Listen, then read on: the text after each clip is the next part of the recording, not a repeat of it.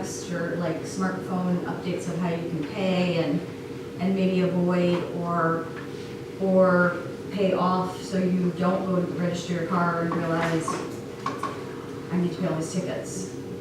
Yeah, I mean, again, you know, it's a pretty comprehensive process here. You know, the hope is it facilitates collection. That's the goal. And the last question is, what is the fee? I know it's in the memo, but I can't. Duncan George, 28%. 28%, I believe. 28% whatever they collect. trustee Mustard. So it's,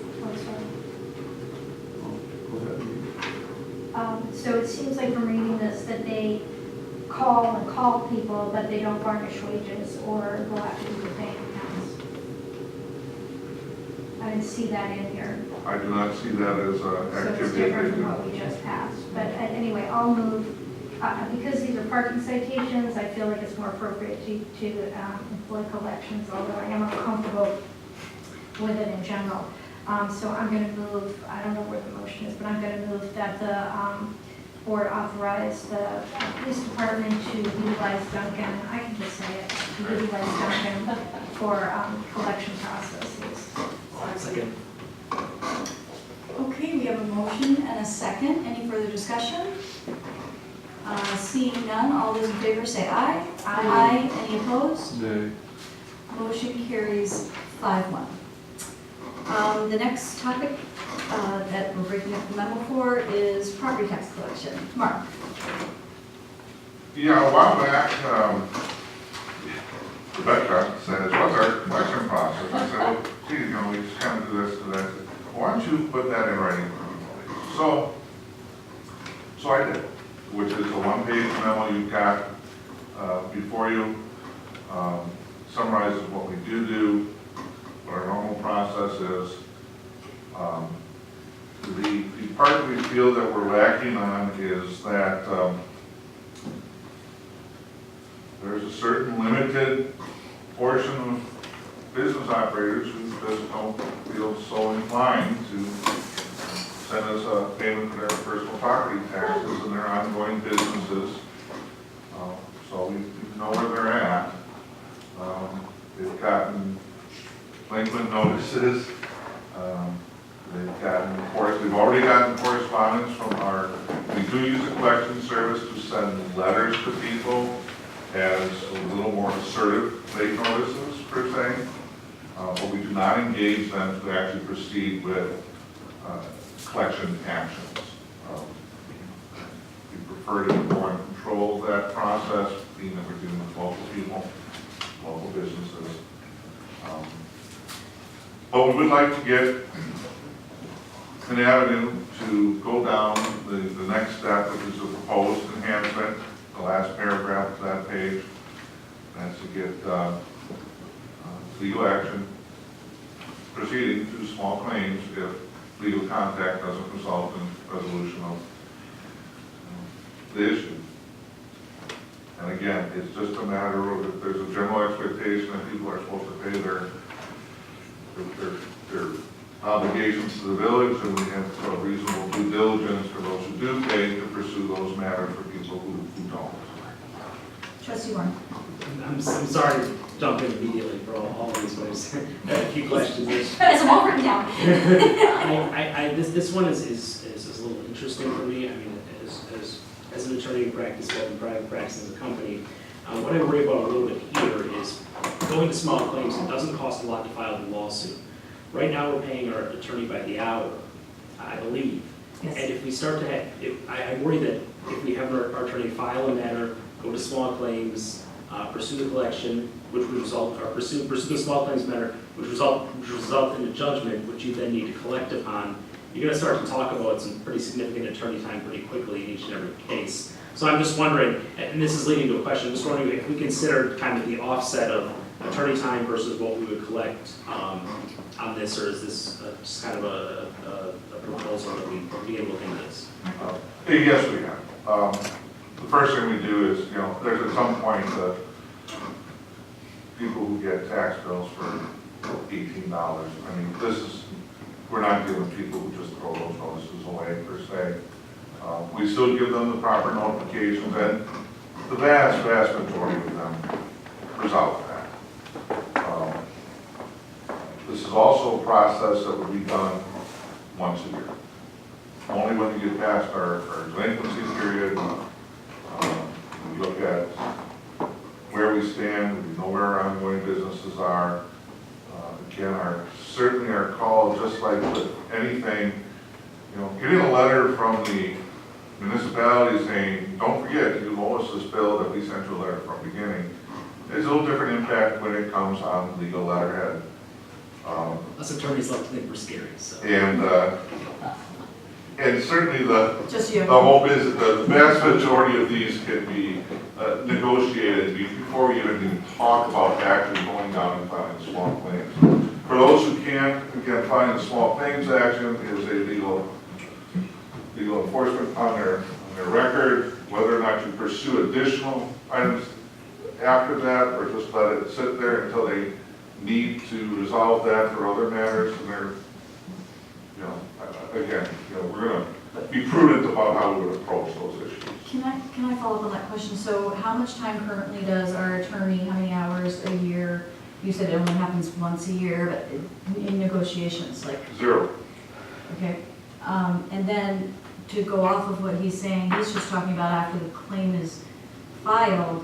What about now the attorney would be in active negotiations as well, correct? Well, Like, I would presume that they would delegate routine correspondence to a staff person. Like the This is clerk? not no, like to a legal staffer.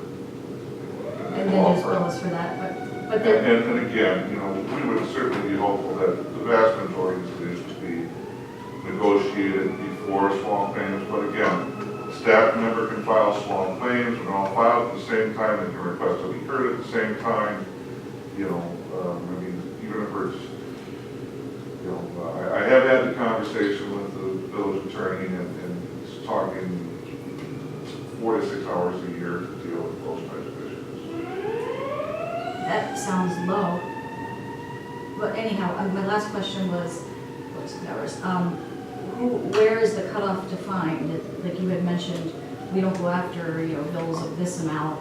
What is the amount that we would go after? Staff puts the amount at $20. It being Did you say 20? just arbitrarily administratively dismissed. Everything else we track. Obviously, the ones that we refer for collections, I think we set that limit at $100 outstanding. And keep in mind that there are there are several businesses who have multiple years of delinquencies because they have again learned they just don't have to pay because nothing's going to happen. Trustee Knapp? I mean, it would be helpful if we had a dollar amount here of what was outstanding. About $20,000. And on an annual basis, how much is not paid. That varies. 20,000 out of how many property, out of all our property He's taxes? saying the total outstanding debt owed is $20,000. That's mine. Total outstanding for ongoing businesses, delinquent personal property taxes is about $20,000. And you're saying, I think what trustee Warren is asking is reasonable, what costs would offset that. I mean, If you spend $1,000, get 20, I'm pretty happy. Well, if you get none, though. Trustee Warren? I mean, I guess, in concept, I think this is a good idea, and thank you guys very much for bringing it forward. I think what I need to see in order to support it is what trustee Ament is referring to, what's outstanding, and I think we also want to spell out a little bit more what our agreement is with legal counsel. You wouldn't want this to be something where you go down a rabbit hole, you spend 5 hours in court, and all of a sudden you're really eating into whatever you would get back. So I don't know that this is something that I can support now, but down the road, if we flesh it out a little more, I don't think that, I'm certainly not foreclosing my support for it down the road. I just think there's a little bit more work to be done on both what needs to be collected and what our deal with our attorney is. I would, Trustee Morris? does this imply this language here that we refer all to the village attorney for small claims filing?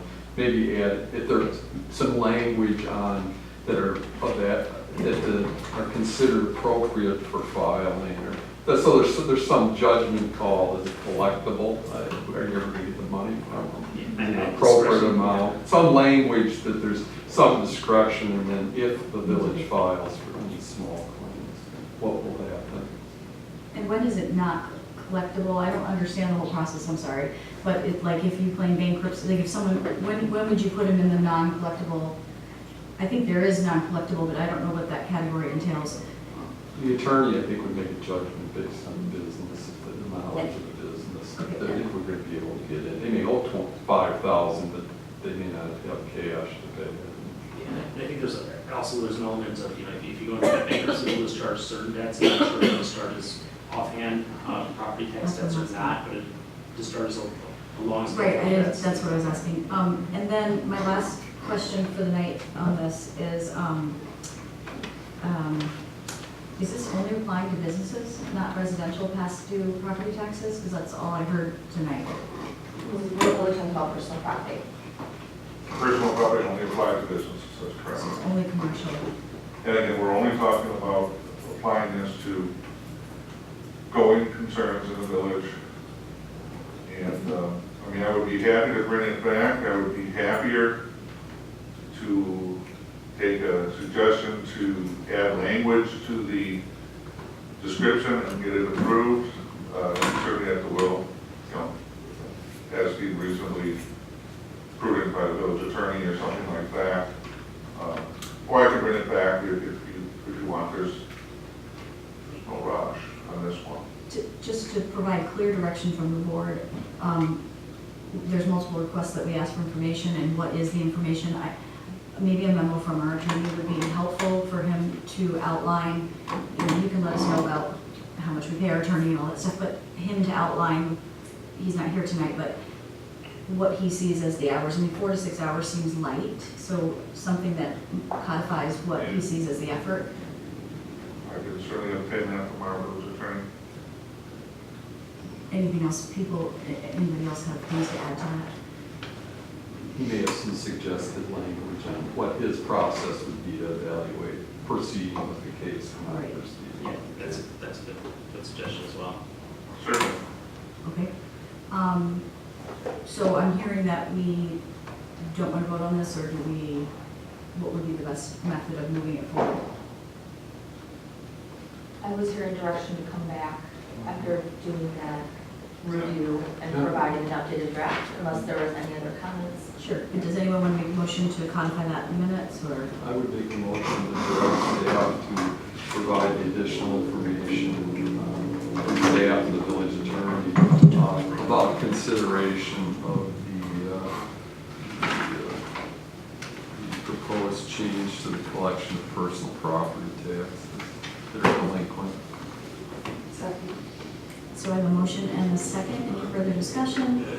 If not, all in favor say aye. Aye. Any opposed? Oh, sorry. None opposed. So did you abstain? No, I support Okay. the motion. Did you want to say something more? Yeah, I was also going to say if staff could consider whether or not we could, if it came back and it moved forward, it was approved and moved forward, could we implement it with a review period after 1 or 2 years, just to see if the dollars kind of work its way out, and then Great. Okay. If it's not worth measuring, it's not. Exactly. Excellent. We're not looking at where That's a good point. Fair statement. Okay. Okay, so If it's worth measuring, is it worth doing? Oh, Mark. all right, we're going to move on now, and we will go back now to consider to agenda item number 1, which is consider setting additional meeting date to discuss and provide direction on individual projects, funding levels, and implementation schedule for long-range financial plan development, which was previously scheduled for August 27th. So I know I'm going to turn it over in a second, but I had staff. This is a staff recommendation for the agenda item, not coming from the board or any member of the board. I concur with it. I think that we are going to need extra time. So if there is a date that we can find, we will have adequate time to discuss the long-range financial plan. And if we can't find a date that's acceptable, we should discuss if there's less than a quorum, what we would want to do. So Mark or Rebecca, do you have anything to add? Well, I do. Obviously, for the last 7 or 8 years, or maybe it's been 10 years already, we've developed this mechanism to kind of take a look at our planning needs. And we've done a draft, and we can kind of go through those numbers, hopefully tonight yet. But there's, staff identified as a planner and the need for the board to kind of not just accept a plan from staff, but to weigh in on how the board feels that should be managed as far as the infrastructure needs of the community and the other commitments that the board wants to not only give staff direction on how to prepare and proceed for, but also to inform the community of how we're going to proceed and prepare. So, that being said, the board has bonded for all 2019 projects, and there's those have been authorized, approved,